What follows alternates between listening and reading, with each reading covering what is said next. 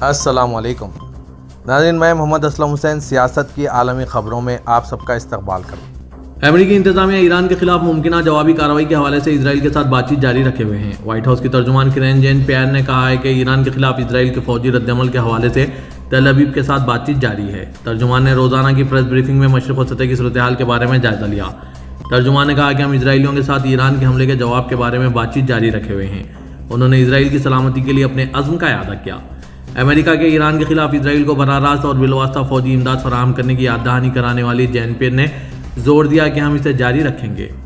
अमेरिकी सदर जो बाइडन ने बरोज़ जुम्मा अपने बयान में कहा था कि इसराइल ने ईरान को किस शक्ल में जवाब देना चाहते हैं ताहाल कोई वाज़ेह फैसला नहीं किया, और कहा कि अगर मैं इनकी जगह हो तो तेल के शोबों के अलावा दीगर मुतबादिल पर गौर करता।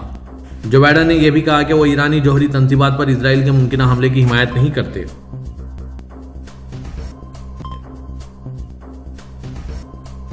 अमेरिकी सदर जो बाइडन ने 7 अक्टूबर 2023 को हमास की शाख अज़ाउद्दीन अल-क़स्साम ब्रिगेड की जानिब से इसराइल पर हमले के हवाले से अपने बयान में गाजा में गुज़श्ता 1 साल से जारी नस्लकुशी का जिक्र नहीं किया।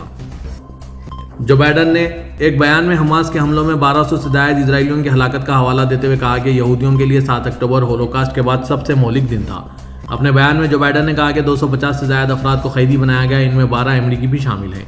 उन्होंने इस बात पर जोर दिया कि वो हमले के फ़ौरन बाद इसराइल गए थे और उन्होंने इसके बाद से हर सियासी और फौजी लिहाज से तेल अवीव की भरपूर हिमायत की। इसी बयान में जो बाइडन ने 7 अक्टूबर के बाद के अरसे में हलाक हुए फ़लस्तीनियों की जानिब तवज्जो मबज़ूल कराई और इस बात का जिक्र किए बगैर के 42,000 अफराद हलाक हुए और कहा कि तनाज़े के इस साल में बहुत से फ़लस्तीनियों को बहुत बड़ा नुकसान उठाना पड़ा। जो बाइडन ने इजरायली फ़ौज के हाथों हलाक होने वाले 42,000 से ज़ायद फ़लस्तीनियों का जिक्र नहीं किया और दावा किया कि हलाकतों की तादाद ज़्यादा है क्योंकि हमास बेगुनाह शहरियों के दरमियान छुपी हुई थी और इनमें शामिल थी।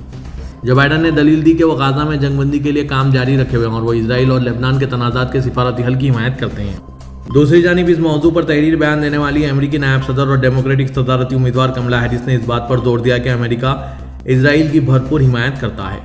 हैरिस ने गाजा में इसराइल की नस्लकुशी पर तबसरा किए बगैर अपने बयान में कहा कि बेगुनाह लोगों के मसाइब को ख़त्म करने के लिए जंगबंदी और कैदियों के मुआहदे का वक्त तवील अरसे से ज़ेर अल्तवा है।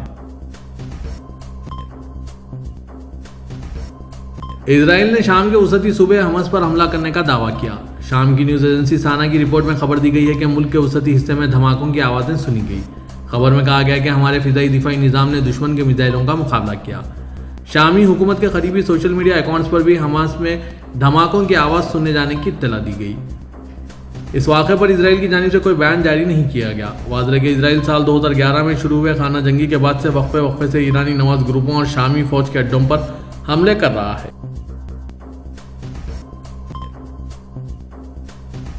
लेबनान में जहां इसराइल के फ़िज़ाई और ज़मीनी हमले जारी है, वहां 2000 से ज़्यादा लोग मारे गए। अब 2.5 लाख शहरी शाम नकल मकानी कर गए हैं। लेबनान के बाद शाम का दौरा करने वाले अक़वाम मुत्तहिदा के हाई कमिश्नर बराए मुहाजिरीन फिलिप ग्रैंडी ने अपने राब्तों के हवाले से सोशल मीडिया प्लेटफॉर्म एक्स पर एक पोस्ट शेयर की। ग्रैंडी ने लिखा है कि मैं इस वक्त 23 सितंबर से अब तक इसराइली फ़िज़ाई हमलों में इजाफे के बाद 2.5 लाख लोगों की नकल मकानी करने वाली शाम लेबनान सरहदी चौकी पर हूँ। मुकामी हुकाम शामी लाल अहमर अक़वाम मुत्तहिदा और इसके शराकतदार मुहाजिरीन को इंसानी इमदाद फराहम करने के लिए 24 घंटे तवातीर से काम कर रहे हैं। 8 अक्टूबर 2023 से हिज़्बुल्लाह के साथ महदूद सतह की झड़पें जारी रखने वाले इसराइल ने 23 सितंबर को लेबनान के जनूबी शहरों के साथ साथ बका और बेलबेक के इलाकों पर सैकड़ों फ़िज़ाई हमले किए हैं। हिज़्बुल्लाह ने इसराइल को रॉकेटों और मिसाइलों से जवाब दिया। उन्होंने कहा कि मैं ज़्यादातर इसराइली जानिब से फ़ौजी अड्डों को निशाना बनाने वाले इन हमलों के किसी बड़े नुकसान की इत्तला नहीं मिली। इजरायली बमबारी की वजह से मुल्क के अंदर लाखों अफराद बेघर हो चुके हैं और तकरीबन 2.5 लाख शहरी शाम मुंतकिल हो गए हैं।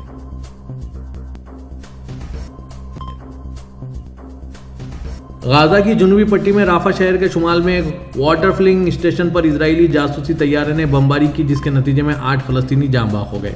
ऐनी शाहिदीन का कहना है कि इजरायली जासूस तैयारे ने कुर्बत अल-अज़ीज़ के इलाके में पानी भरने के मुकाम पर फ़लस्तीनियों के एक ग्रुप को निशाना बनाया, जिसके नतीजे में वो हलाक और ज़ख्मी हो गए।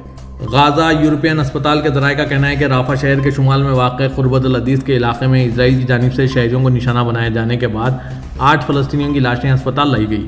गाजा की पट्टी में नस्लकुश जंग के 1 साल मुकम्मिल होने पर इसराइली फ़ौज ने गुज़िश्ता 2 रोज़ के दौरान गाजा की पट्टी के मुख्तलिफ हिस्सों पर फ़िज़ाई और तोप खाने के हमलों में इजाफा कर दिया।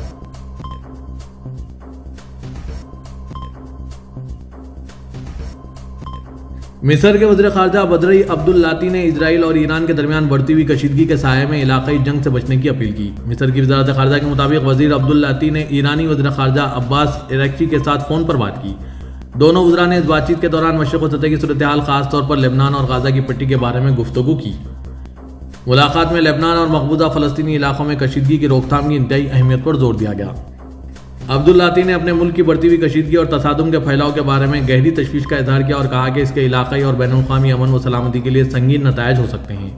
عبداللاتی نے اس بات پر زور دیا کہ مصر لبنان کی خود مختاری کی خلاف ورزی کی مکمل طور پر مخالفت کرتا ہے اور فوری جنگ بندی کے ساتھ ساتھ اقوام متحدہ کی سلامتی کونسل کی 1701 قرارداد کے فوری نفاذ کی ضرورت پر بھی زور دیتا ہے۔ ایران کے 1 اکتوبر کو اسرائیل پر میزائل حملے کے بعد تل ابیب حکام کی جانب سے بھرپور جوابی کارروائی کی دھمکیاں آئی تھیں۔ اسرائیل کی دھمکیوں کے جواب میں ایرانی فوجی حکام نے واضح کیا تھا کہ کسی بھی حملے کا جواب اسرائیل کی تمام توانائی کی تنصیبات اور بنیادی ڈھانچے کو نشانہ بنا کر دیا جائے گا۔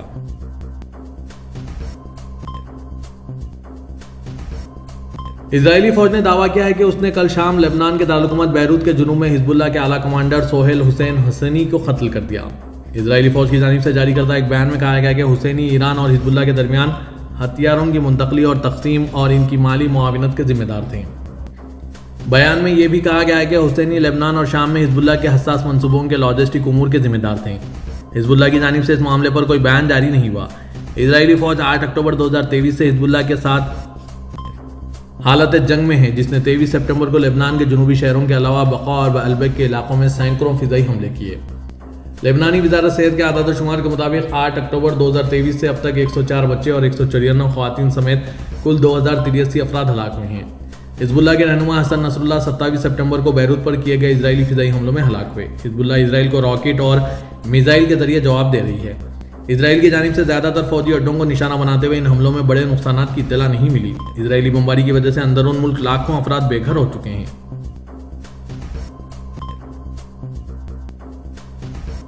لبنان سے اسرائیل کے شمالی حصوں پر 175 راکٹ فائر کیے گئے۔ اسرائیل کے چینل 7 نے آج صبح سے لبنان سے اسرائیل کے شمالی حصوں کی طرف 175 راکٹ فائر کیے جانے کی اطلاع دی۔ ان راکٹوں کے گرنے کی جگہوں اور نقصان کے بارے میں تفصیلی معلومات فراہم نہیں کی گئی۔ چینل 12 نے بھی اعلان کیا کہ لبنان سے ناہریہ، عکا، حیفا اور کریوت کے علاقوں 40 راکٹ فائر کیے گئے۔ لبنان سے داغے گئے راکٹوں میں سے کچھ کے ٹکڑے عکا کے قریب لوہے اور اسٹیل کے کارخانے کے پاس کھلی جگہ پر گرنے کی اطلاع ملی ہے، البتہ کوئی زخمی نہیں ہوا۔ حملے کے دوران عکا میں پناہ گاہ جانے کی کوشش کرنے والی ایک خاتون کے زخمی ہونے کی خبر ملی۔ دوسری طرف حماس کے شاخ عزا الدین القسام دوستوں کے اسرائیل کے دارالحکومت تل ابیب کی طرف فائر کیے گئے راکٹوں سے نقصان اور زخمی ہونے کی اطلاعات فراہم کی ہے۔ لبنان کی مزاحمتی تنظیم حزب اللہ نے دعویٰ کیا ہے کہ اس نے رواں ماہ کے آغاز میں اسرائیل کی ایلیٹ فورسز کے 25 سے زائد افسران اور فوجیوں کو ہلاک جبکہ 130 سے زائد کو زخمی کیا ہے۔ حزب اللہ نے گزشتہ روز ٹیلی گرام پلیٹ فارم پر جاری ایک بیان میں 24 گھنٹوں کے دوران جنوبی لبنان کے دیہاتوں میں گھسنے والی اسرائیلی افواج کے ساتھ اپنے تصادم کے نتائج کا جائزہ پیش کیا۔ غیر ملکی خبررساں ادارے کی رپورٹ کے مطابق ترجمان نے اپنے بیان میں گزشتہ چند دنوں کے دوران اسرائیلی حملوں کے جواب میں اسرائیلی فوج کے اعلیٰ درجے کے 25 سے زائد افسران اور فوجیوں کی ہلاکت اور 130 سے زائد کو زخمی کرنے کا دعویٰ کیا۔ حزب اللہ ترجمان کا کہنا ہے کہ ان میں سے کچھ ہلاکتوں کو اسرائیل نے تسلیم کیا ہے اور آنے والے دنوں میں پتہ چل جائے گا کہ اس نے کتنی ہلاکتوں کو چھپایا۔ حزب اللہ نے اسرائیلی فوجیوں کی چھاؤنیوں، فوجی مقامات اور لبنانی سرحد کے قریب بستیوں کو توپ خانے کے گولوں، میزائلوں اور بھاری مشین گنوں سے مسلسل نشانہ بنانے کا بھی دعویٰ کیا۔ واضح کہ اسرائیلی فوج نے حملے کے پہلے دن 3 اعلیٰ افسران سمیت اپنے 8 فوجیوں کی ہلاکت کا اعتراف کیا تھا اور مقامی میڈیا نے 30 سے زائد فوجی زخمی ہونے کی اطلاع دی تھی۔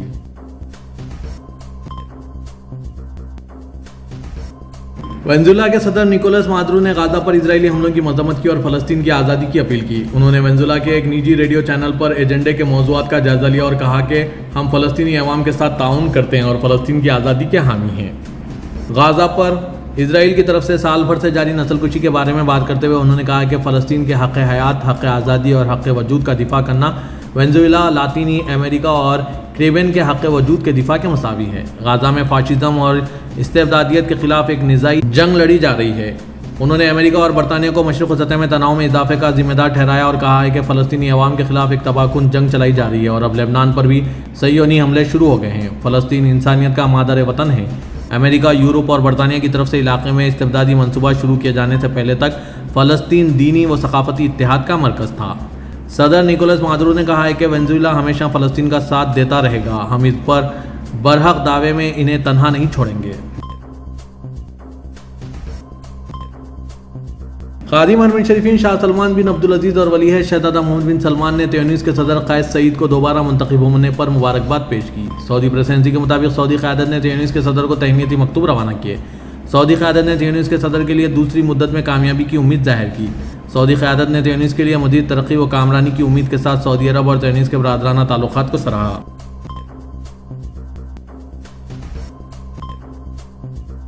سعودی عرب کے شہزادہ سلطان بن محمد بن عبدالعزیز آل سعود انتقال کر گئے۔ سعودی خبررساں ادارے کی رپورٹ کے مطابق شاہی اعلامیہ میں بتایا گیا ہے کہ سعودی شہزادے کی نماز جنازہ آج امام ترکی بن عبداللہ مسجد میں بعد نماز ظہر ادا کی گئی۔ واضح کہ گزشتہ ماہ سعودی عرب کے شہزادہ منصور بن بدر بن سعود بن عبدالعزیز کا بھی انتقال ہو گیا تھا۔ ایوان شاہی کی جانب سے جاری بیان میں بتایا گیا تھا کہ شہزادہ منصور بن بدر کی نماز جنازہ مسجد امام ترکی بن عبداللہ میں ادا کی گئی۔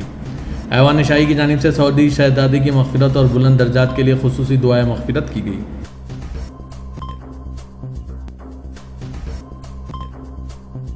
سعودی عرب کی 2 مقدس مساجد نے گزشتہ روز ایک بیان جاری کیا جس میں ہندوستان کے متنازع مہنت ملون یتی نرسنگانند سرسوتی کے اشتعال انگیز ریمارکس کی سخت مذمت کی گئی۔ مکہ اور مدینہ میں مقدس مساجد کی انتظامیہ نے بین الاقوامی تنظیموں سے مطالبہ کیا کہ وہ ایسے افراد کے خلاف کارروائی کریں جو فرقہ وارانہ کشیدگی کو ہوا دیتے ہیں اور مذہبی ہم آہنگی کو فروغ دینے اور اسلاموفوبیا کو روکنے کے لیے اقدامات پر زور دیتے ہیں۔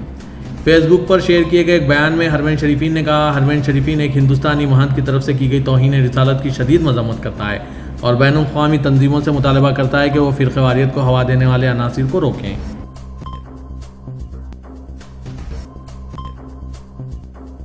وزیراعظم پاکستان شہباز شریف نے کہا ہے کہ ہماری تمام تر کاوشوں کے باوجود پاکستان میں چینی شہریوں پر حملہ ہوا جس پر ہمیں افسوس ہے۔ آج منگل کو وفاقی کابینہ کے اجلاس سے خطاب میں پاکستان کے وزیراعظم شہباز شریف نے کہا ہے کہ پاکستان کے عظیم دوست چین کے جو انجینئر یہاں ہیں ان میں سے 2 دہشت گردی کے حملے میں مارے گئے اور ایک زخمی ہوا۔ ان کے ساتھ پاکستانی بھی زخمی ہوئے۔